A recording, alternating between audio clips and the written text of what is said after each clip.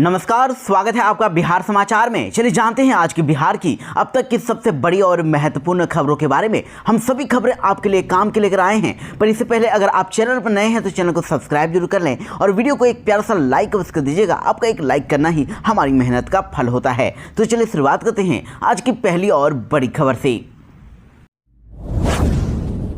Operation सिंदूर के बाद बिहार में भारत नेपाल सीमा पर हुआ हाई अलर्ट, रद्द की गई एसएसबी जवानों की छुट्टियां। जम्मू कश्मीर के पहलगांव में हुए आतंकी हमले और उसके जवाब में भारतीय सेना द्वारा किए गए ऑपरेशन सिंदूर के बाद भारत पाकिस्तान के बीच बढ़े तनाव का असर अब भारत नेपाल सीमा पर भी देखा जा रहा है। भारत नेपाल अंतर्राष्ट्रीय सीमा पर हाई अलर्ट घोषित कर दिया गया है और सुरक्षा एजेंसियों ने सीमा पर चौकसी और जांच की प्रक्रिया को और तेज कर दिया है। आपको बता दें कि भारत नेपाल की खुली सीमा को ध्यान में रखते हुए सीमा सुरक्षा बल यानी एसएसबी की सभी इकाइयों को अलर्ट पर रखा गया है। नेपाल से भारत में प्रवेश करने वाले हर व्यक्ति की वैध पहचान पत्र के साथ गहन जांच की जा रही है। सीमावर्ती जिलों सुपौल, अररिया, मधुबनी, सीतामढ़ी, पश्चिमी चंपारण आदि में सुरक्षा बलों की भारी तैनाती की गई है और एसएसबी जवानों की छुट्टियां भी रद्द कर दी गई है और डॉग स्क्वाड, मेटल डिटेक्टर साथ ही विशेष दस्तों की मदद से संदिग्ध गतिविधियों की तलाशी अभियान चलाया जा रहा है। अब बिहार की सड़कों पर दौड़ेंगी 166 हाईटेक बस, 76 रूटों पर चलने की है तैयारी।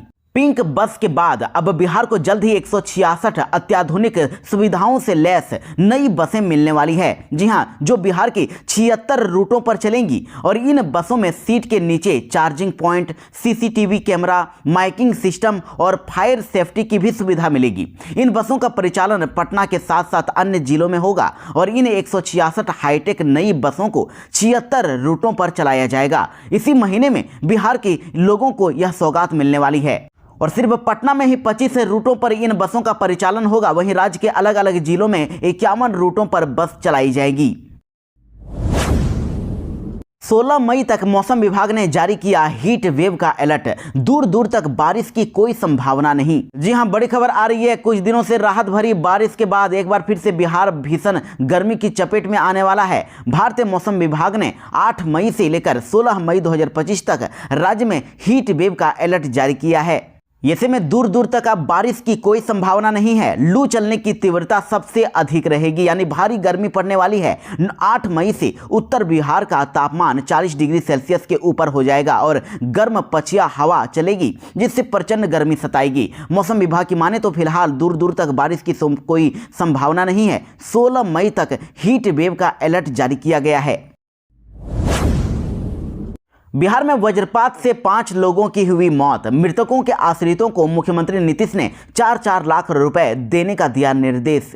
बिहार के 3 जिलों में वज्रपात से 5 लोगों की दर्दनाक मौत हो गई। इस घटना पर मुख्यमंत्री नीतीश कुमार ने गहरी शोक संवेदना व्यक्त करते हुए मृतकों के आश्रितों को 4-4 लाख रुपए की आर्थिक मदद देने का निर्देश अधिकारियों को दिया। आपको बता दें कि 5 मई की शाम पटना, गया और अरवल में तेज आंधी तूफान के साथ भारी बारिश हुई थी। इस दौरान पटना जिले में 3, गया में 1 और अरवल में 1 व्यक्ति की मौत ठनका गिरने से हो गई। वज्रपात की चपेट में आकर 5 लोगों की मौत पर मुख्यमंत्री नीतीश ने अब गहरी शोक संवेदना व्यक्त की है।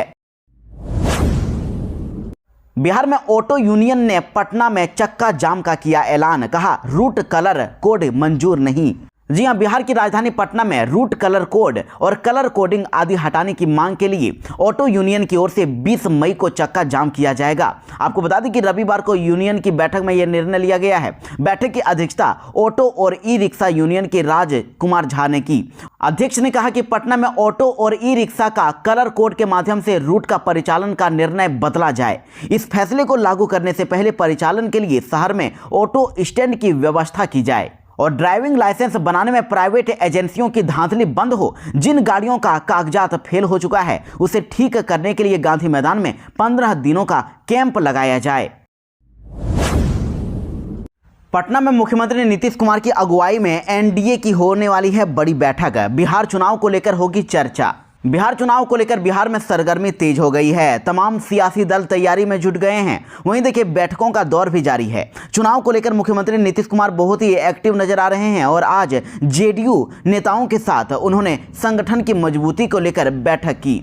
उन्होंने जेडीयू नेताओं के साथ संगठन की मजबूती को लेकर बैठक की और उसके बाद बीजेपी के प्रमुख नेताओं के साथ बैठक की और आज मुख्यमंत्री आवास में नीतीश एनडीए के तमाम दलों के प्रमुख नेताओं के साथ बैठक करने वाले हैं। इस बैठक में बीजेपी अध्यक्ष दिलीप जायसवाल, डिप्टी सीएम सम्राट चौधरी, जेडीयू लोजपा रामविलास, हिंदुस्तानी आवाम मोर्चा, राष्ट्र लोक मोर्चा के नेता भी मौजूद रहेंगे। बिहार चुनाव की तैयारियों पर चर्चा होगी और रणनीति पर मंथन होगा। वहीं 225 सीट के टारगेट को कैसे हासिल किया जाए इस पर भी बातचीत होगी और महागठबंधन की किस तरह घेराबंदी करनी है इसकी रणनीति बनेगी। बिहार में स्कूलों में भी हुआ मॉक ड्रिल, बच्चों को बचाव के लिए बताए गए टिप्स। जी हां, पाकिस्तान और पीओके में आतंकी ठिकानों पर की गई कार्रवाई के बाद अलर्ट जारी किया गया है। देश में नागरिक सुरक्षा के लिए मॉक ड्रिल कराने को कहा गया और मॉक ड्रिल का मकसद नागरिक सुरक्षा प्रणाली और युद्ध जैसे हालात में असैन्य तैयारियों को परखना है। और पटना के फतेहपुर क्षत्रिय हाई स्कूल और नोट्रेडम में बुधवार को मॉक ड्रिल कराई गई। इस दौरान बच्चों को हवाई हमले से बचने और सुरक्षित रहने की जानकारी दी गई। हवाई हमले की सूरत में घर की खिड़कियों का पर्दा डालने के लिए शिक्षक ने बच्चों को सिखाया। बच्चों को सायरन की आवाज पर रिस्पॉन्स करने की जानकारी दी गई और पटना समेत पूर्णिया, कटिहार, अररिया, किशनगंज और बेगूसराय जैसे जिलों में भी मॉक ड्रिल कराई गई। बिहार में फिर दिन दहाड़े हुई बैंक डकैती, करोड़ों का सोना और 15 लाख केस लेकर भाग गए अपराधी। ये खबर समस्तीपुर से आ रही है। बिहार में एक बार फिर से अपराधियों ने बैंक को निशाना बनाया है। इस बार समस्तीपुर में दिन दहाड़े बैंक में लूट की वारदात को अंजाम दिया गया है। पुलिस मामले की छानबीन में कर रही है, लेकिन हालांकि अभी तक किसी की गिरफ्तारी नहीं हुई है। आपको बता दें कि समस्तीपुर शहर के काशीपुर स्थित बैंक ऑफ महाराष्ट्र में 8 की संख्या में हथियारबंद अपराधी आए और खाता खुलवाने के नाम पर बैंक में घुस गए। बैंक में मौजूद सभी कर्मियों को एक एक करके हथियार की नोक पर बंधक बनाया और इसके बाद चेस्ट में रखे लगभग 15 लाख नकदी और करोड़ों रुपए के सोने लूटकर फरार हो गए। बिहार के सरकारी तालाबों को मिलेगी विशिष्ट पहचान, जल निकायों को मिलेगा नया आयाम। जी हां, बिहार के सरकारी तालाबों को अब विशिष्ट पहचान यानी यूआईडी मिलेगी। बिहार गेजेटियर्स जल निकायों के संरक्षण की दिशा में मददगार साबित होगी और यूआईडी से संबंधित काम करने में विशेष भूमिका निभाएगी। ये बातें राजस्व एवं भूमि सुधार मंत्री संजय सरावगी ने gazetteers come Atlas of water bodies of Bihar पुस्तक के विमोचन के दौरान कही है। उन्होंने कहा कि इससे न केवल जल स्रोतों की सुरक्षा और प्रबंधन को बल मिलेगा, बल्कि अतिक्रमित जल निकायों की पहचान कर उन्हें फिर से संरक्षित करने में स्थानीय प्रशासन को मदद मिलेगी। साथ ही राज्य की नदियां, आर्द्र भूमि, तालाब जैसे जल निकायों की जानकारी मानचित्रों के माध्यम से मिलेगी। बिहार में मॉक ड्रिल की खबरें सामने आ रही है। राजधानी पटना में 10 मिनट का ब्लैकआउट हुआ और सायरन बजते ही लगे भारत माता की जय के नारे।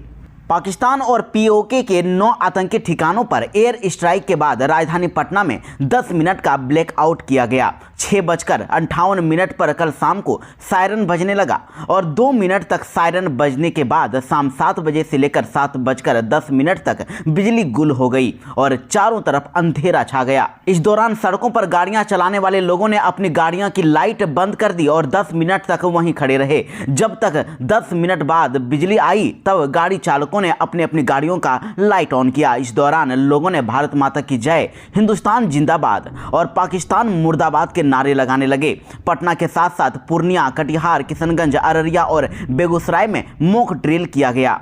वहीं इधर पटना जंक्शन स्थित प्रसिद्ध महावीर मंदिर में भी शाम 7:30 बजे तक श्रद्धालुओं की एंट्री पर रोक लगा दी गई और सुरक्षा के मद्देनजर ऐसा किया गया। इस दौरान महावीर मंदिर परिसर में प्रवेश वर्जित किया गया।